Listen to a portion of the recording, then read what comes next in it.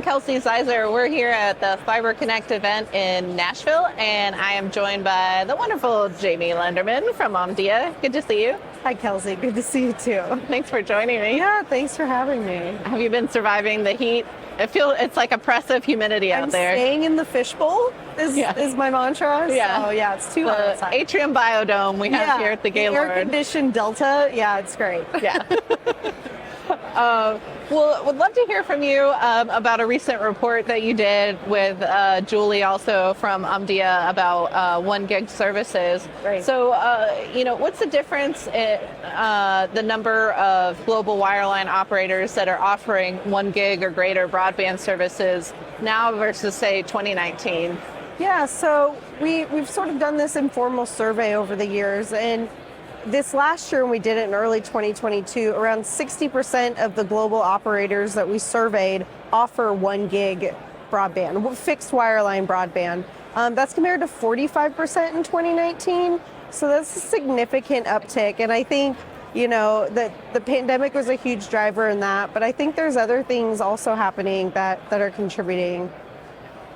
And then what are some of the report touched on some of the drivers behind that growth? Can you give us kind of an overview of that? Sure.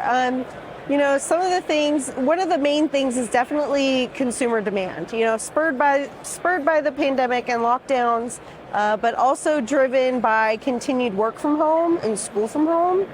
And then in addition, the rise of online gaming. I think, especially in like Asia and North America, we're seeing certain markets really drive up that bandwidth consumption due to live streaming, gaming, and then additional e-health type things that are also driving that bandwidth consumption. Yeah, all those Fortnite fans and whenever they have a new release, I'm sure it just blows it out of the water. Or Twitch or all those. Right. Yeah. I'm not cool enough for that.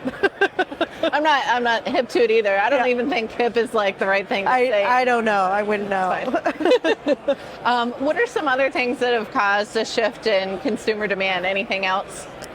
So one thing especially is we're seeing operator technology upgrades. So the capacity of the operator plant has expanded dramatically with 10 gig PON. It's creating a lot more opportunity for operators to increase, service offerings as well. So that's sort of in tandem with consumer demand. These are the answers that broadband providers are giving. Another thing in particular is the rise in continued investment from not just, public institutions, but also from private equity and investment funds. That is a big driver we're seeing in several markets across the globe around closing the digital divide. It's not just going to drive gigabit services at this time, but it's going to help with that last mile build, and that's what's going to enable gigabit service in the future. And it also sounded like in the report that consumers are seeing all these advertisements for 1 gig services, and even if they're not, maybe they don't need that much capacity, but they're like, I saw it, I want that, I want the best. Right, it's consumer perception. I want that, and I think you should offer it. And if a competitor comes along offering gigabit symmetrical service, it's definitely perceived as being a superior offering.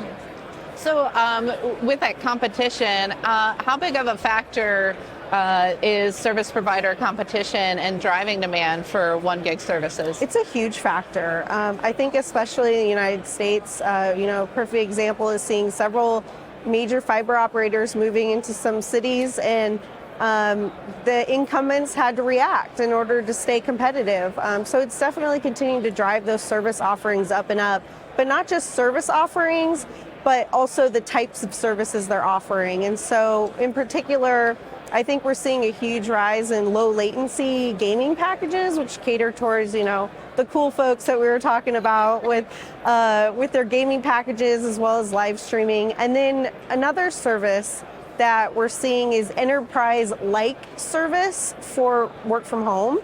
And so being able to guarantee some form of an SLA or, guaranteed bandwidth, sustained bandwidth to work from home is becoming more prevalent.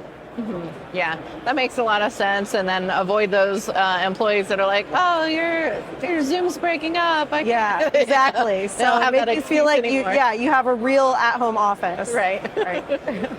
You were also moderating a really interesting panel this week. Yeah. With, I think the company was Tavistock, a real estate developer Yes. in Florida. That it sounds like they're building their own fiber network. Essentially, can you tell us about that? Yeah, what's so interesting about that is so the development was called Sunbridge, and it's a multi-hundred,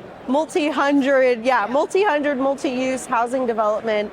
And through being able to offer fiber service, there is no competitors, and they sign a deal, and that is your provider, like, period. And so there's 0% churn. There's a really good business case for it, but at the same time, it's of this value add to these new homes and the new buyers who are moving into here to have that dedicated high-speed service. Now, it's 1 gig offerings today, but because they built an XGS PON network, in the future, you're able to turn up faster speeds really easily.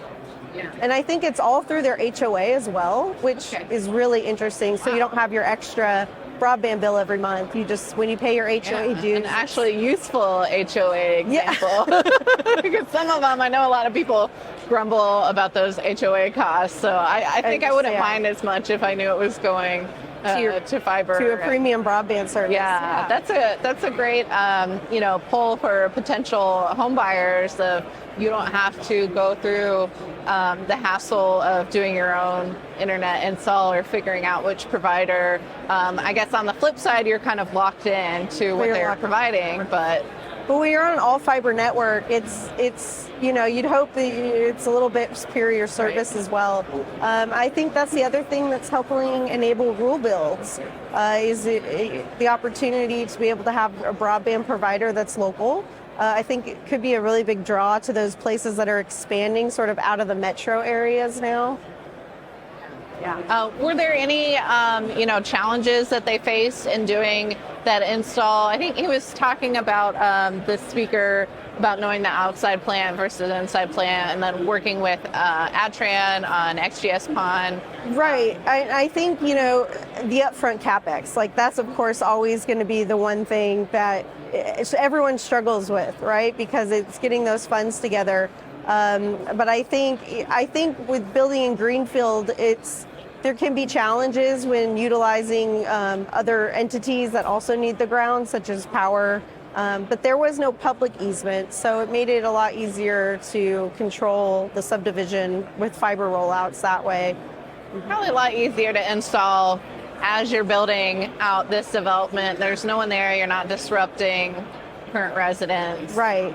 Yeah, and it's a lot easier new builds, than say what we call brownfields with housing where it all has to be built. You just put it in the walls while you're building the walls, which is really nice. Yeah, because we had some recent new fiber installs in our neighborhood, and some people it ended up, I guess they hit some water lines or something. Some plumbing was affected. Luckily, we were not. Oh gosh, but I felt bad for some of my neighbors. So yeah, that's nice when they can do it from the get-go. Yeah, and you just walk in your door and you have fiber internet. So yeah, you just have to buy a house first. Right, yeah, which in this market is it's difficult.